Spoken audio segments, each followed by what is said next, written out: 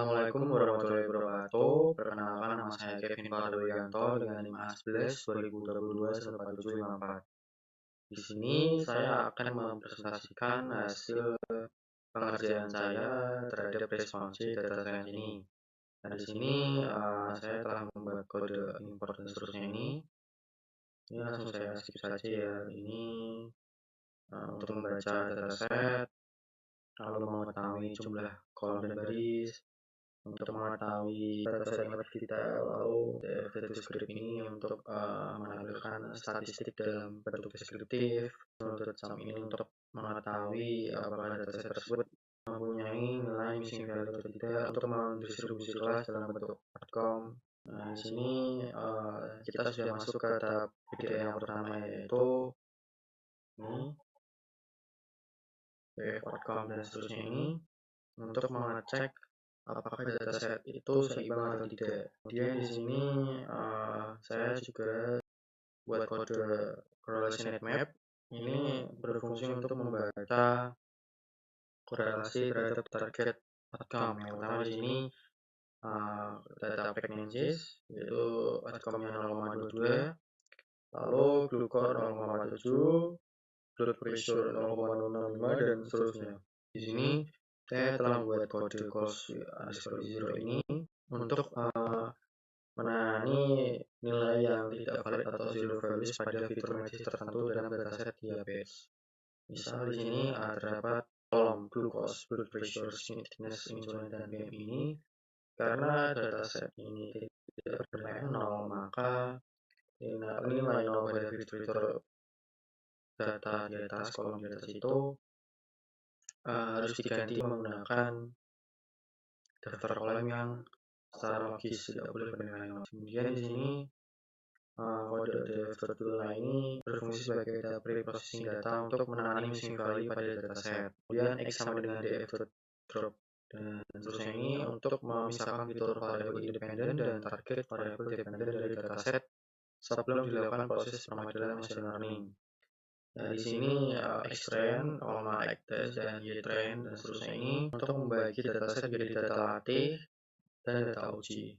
Nah, di sini saya menggunakan sebanyak 20% data untuk sebagai data uji dan 80% sebagai data latih. Nah, di sini saya juga menggunakan 4 model. Yang pertama, model decision tree untuk membangun, melatih, dan melakukan prediksi menggunakan model decision tree. Nah, objek model ini menggunakan random state 42, artinya untuk memastikan hasil pembentukan pohon bersifat reproducible atau setiap kode dijalankan. Kemudian model yang kedua terdapat KNN, sama fungsinya seperti decision tree tadi itu. Namun di sini model KNN diinisialisasi dengan parameter n_export sama dengan 5.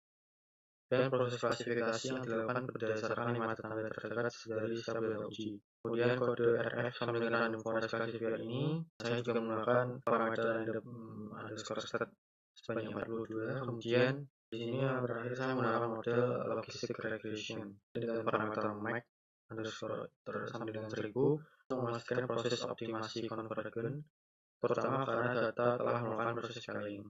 Nah, di sini saya melakukan evaluasi model di model yang pertama, yaitu decision tree mempunyai akurasi yang kecil sebanyak 0,68. Untuk KNN akurasinya sedikit lebih tinggi sebanyak 0,75. Lalu model random forest sebanyak 0,77. Kemudian model yang terakhir yaitu logistic regression, akurasinya 0,710 sekian.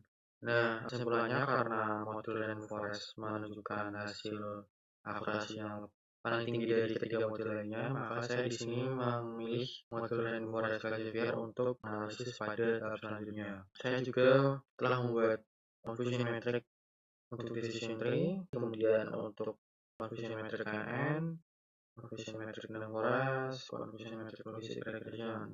Nah, di sini saya juga membuat perbandingan akurasi model dari berdasarkan akurasi. Di sini random forest paling tinggi. Kemudian di sini saya juga telah menampilkan model random forest sebelum dioptimasi. Nah, di sini akurasinya 0,77 ya. Lalu di sini saya juga telah menampilkan confusion metric random forest sebelum. optimasi. Kemudian di sini saya juga membuat kode param_grid dan seterusnya ini untuk agar parameter itu difokuskan pada kontrol kompleksitas model. Nah, di sini saya juga terdapat kode ini grid_search kemudian grid_search ini, yaitu berfungsi untuk optimalkan random forest secara sistematis.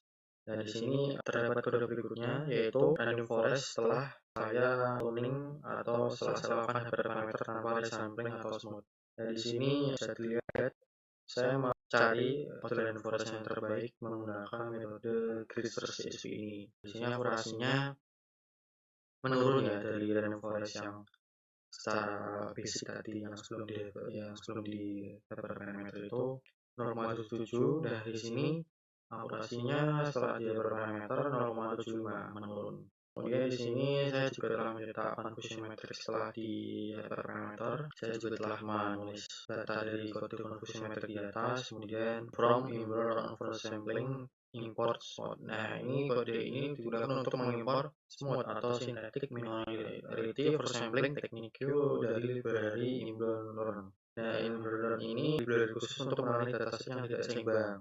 Nah, jadi saya menggunakan resampling ini untuk menguji data yang tidak seimbang. Nah, di sini FAD score smooth dan seterusnya ini, yaitu random forest dibangun kembali menggunakan kombinasi parameter tadi yang telah saya buat, berarti pada data latih yang telah diseimbangkan menggunakan smooth. Nah, di sini saya setelah membuat kode untuk mencetak akurasi random forest setelah di parameter dan juga dilakukan resampling menggunakan smooth ini. Di sini akurasinya makin menurun ya sebanyak 0,746 sekian.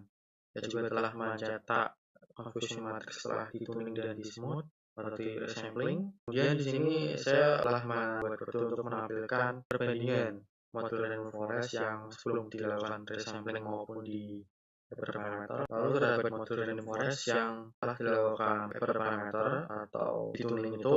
Kemudian yang terakhir model random forest yang telah dilakukan hyperparameter dan juga resampling oleh smooth tadi. Di sini terlihat baseline RF model ini, model random forest yang secara basic tanpa dilakukan hyperparameter maupun di sampling menggunakan smooth tadi itu hasilnya paling tinggi ya 0,77.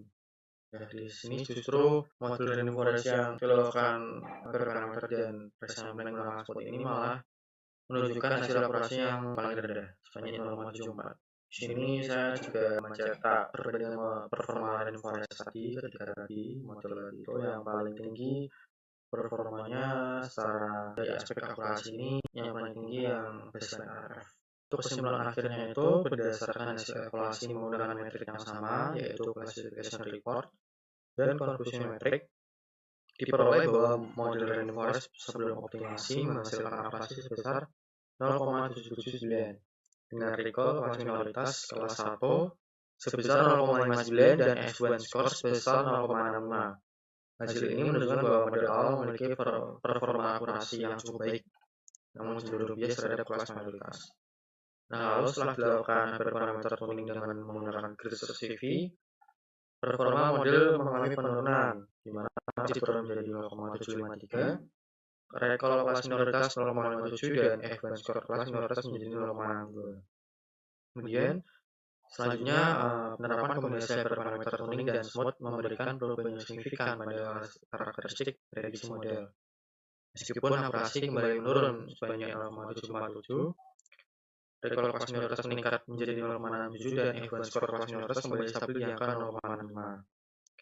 Nah, implikasi dari optimasi model di atas itu menunjukkan bahwa meskipun akurasi sedikit menurun, kualitas model meningkat dalam mendeteksi kelas minoritas yang ditujukan oleh peningkatan recall dan penurunan false negatif. Hal ini membuat model lebih andal dalam mengenali kasus positif. Dan selain itu, penggunaan smooth dan pengaturan hyperparameter membantu model belajar dari distribusi data yang seimbang, sehingga meningkatkan kemampuan generalisasi model dan mengurangi bias terhadap kelas mayoritas ketika diterapkan pada data baru. Baik, mungkin itu saja presentasi dari saya. Kurang lebihnya saya minta maaf. Wassalamualaikum warahmatullahi wabarakatuh. Terima kasih.